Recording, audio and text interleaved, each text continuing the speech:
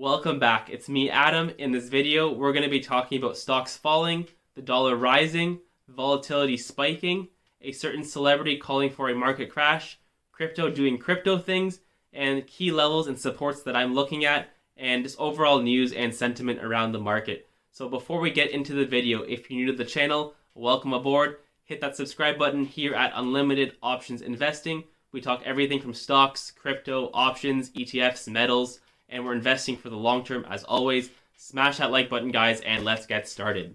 All right, first things first. So Robert Kiyosaki says gold, Bitcoin, stocks will all crash in October. So he believes the whole market is due for a downturn. He is the best-selling author of Rich Dad, Poor Dad, which is a great fundamental book for learning finance, getting out of the rat race, and earning passive income for yourself. And I know that he's extremely bearish on the market. I've been following him for most of 2021, and he's been bearish for years. He believes the dollar as well as the stock market is one big Ponzi scheme, and to buy only gold, silver, and Bitcoin as they are God's money. And so far he is right, at least at the end of September, as the S&P 500 over the last 5 days is down 1.23%, with the most of it coming Tuesday morning, with that rough elevator down, as well as the Dow Jones. Not so bad, down 0.3%. However, we see most of the pain in the NASDAQ, as it's down 3% over the last 5 days, with the majority of it coming on that rough elevator ride down. So there's many reasons as to why this is happening in the news. So the first thing would be inflation. So Fed Powell calls inflation frustrating and sees it running into next year. This is from so many different factors, but the one thing and the one chart I want to show you guys is the 10-year Treasury note. So we see a big spike last week on September 23rd. We see a crossover of the 20 and the 50 EMA, which could be a bullish indication moving forward. Now, we may not necessarily break this 1.5 mark, and we may consolidate here for a while. There is a possibility that we could continue going higher up from here. Now, this is bad for the NASDAQ and puts pressure on technology stocks, because the higher this yield goes, this is a risk-off kind of investment.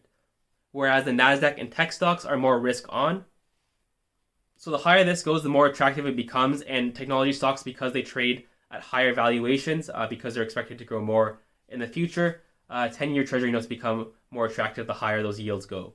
Another reason why Evergrande and China is just another saga of itself, raising $1.5 billion as another debt payment looms. So that's just another geo-economic issue that's kind of rippling through the world financial markets right now. So that also isn't helping. And on top of all of this, the dollar is also breaking out. So this is another thing that also puts a lot of pressure on the stock market as well as metals. And we see that with gold and silver breaking down over the last few days. Silver especially down under that $22 mark, and this could get ugly if it continues falling further. But zooming out, there could be some potential support at these lines, but who knows? It's just ugly all around right now. Not so much in the transports and the industrials, but technology. There's just so many sectors that are bleeding right now.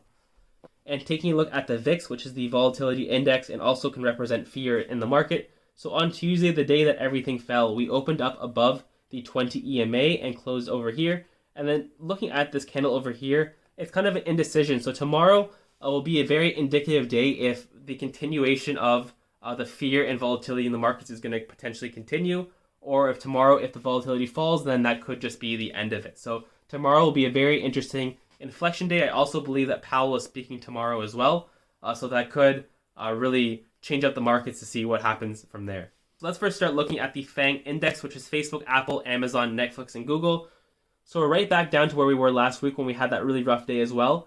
So this over here shows me, guys, that this potentially could have been a bull trap, and we could be on the way further down if we break this trend line over here, or if we have a really bad red day tomorrow. However, again, similar to the VIX, if tomorrow this is a green day, that could be very bullish for the markets and can kind of show us that maybe this move is over, in which that VIX would go down and then this would go back up, and I think we could see some recovery from there. And we can even pull an example from back in May of this year, where we had a red candle over here and then followed up by a green candle and the continuation of the trend.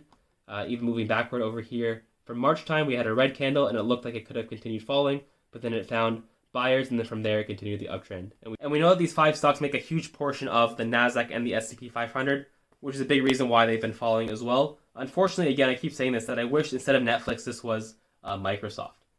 Taking a look at the Dow Jones, so this one's not so much worse for wear. It's kind of trading in a channel now, as it has been for, since, I guess, May, where it's found buying pressure anywhere under 335 or so, And then anything above 350, it's found sellers. So what we can do is we can draw a channel over here, as well as, let's say here, and that's where the Dow Jones could be trading for the near future until it breaks one of these barriers.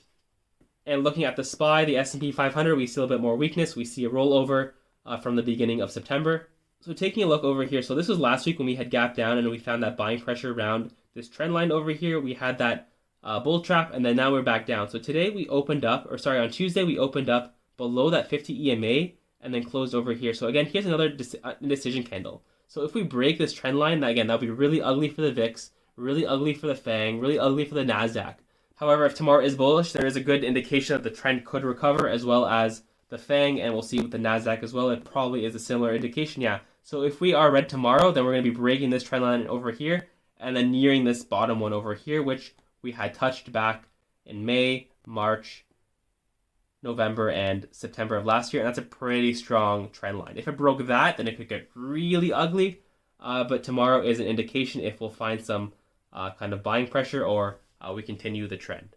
And taking a look at Bitcoin, so I'm going to draw a line over here, guys, with you at the $40,000 mark, which aligns very nicely with support over here, resistance, resistance, resistance, and resistance from earlier in January. So if we break this 40,000, we can fall all the way back to 30. Now we could fall anywhere in between. I don't think it would fall right down to 30 unless there was some kind of news or flash crash or whatever. But it just seems to be trading sideways for now, looking at Ethereum. And same thing for Ethereum, just trading sideways. We don't see anything interesting happening right now. We want to see some kind of action above these moving averages as well. Looking at gold, taking a look at gold, and it has been downtrending. Now we have up until 1675. At that point, that's a major support. At that point, if we break that, then then maybe Robert Kiyosaki was correct. Otherwise, though, we are okay, but it needs to see some kind of recovery, or it could get really ugly. Same idea with silver as well. I mean, I really like silver as a long-term investment, but short-term, it could get ugly. But let's see if there's any kind of pressure. And this is mainly because of the dollar. When the dollar goes up, precious metals really take a hit, as well as the stock market. There's really nowhere to hide when the dollar is going up, except for being in cash. So this is literally the name of the game when it comes to investing. Volatility is the price you have to pay in order to have long-term outsized gains. That pain of seeing your stocks fall 10, 20, 30, 40, 50%, and to buy that dip and to really believe in that company and for it to be successful in the long term, it's worth it. But you have to always understand that not every stock or whatever is going to be successful, and you have to risk adjust properly. And who knows where we are at the market. Maybe we're at the top, maybe we're at the bottom, maybe we're just in the middle. So you have to risk adjust to see what fits with your portfolio. Otherwise, guys, let me know in the comments below, how are you playing it? Is your portfolio getting obliterated like mine?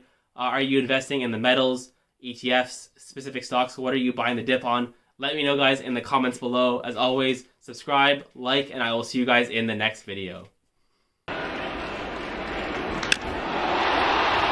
To right center field. Did he get enough?